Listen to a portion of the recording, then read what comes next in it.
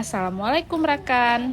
Hari ini hari Minggu, aku dan Gita bangunnya kesiangan. Tapi hari ini aku memulai hari dengan berolahraga tipis-tipis. Ini aku main badminton bersama adik aku di depan rumah. Nah, setelah agak keringetan dikit, aku berhenti dan lanjut aku langsung beberes kamar. Lanjut ini aku beresin dapur yang sangat berantakan. Aku cuci piring-piring yang udah menumpuk dari semalam. Emang ya aktivitas cuci piring ini menjadi kewajiban yang harus dilakukan setiap hari. Kalau nggak cuci piring nggak kebayang deh ini bakal numpuk dan pasti akan bau ya kalau lama-lama dibiarin.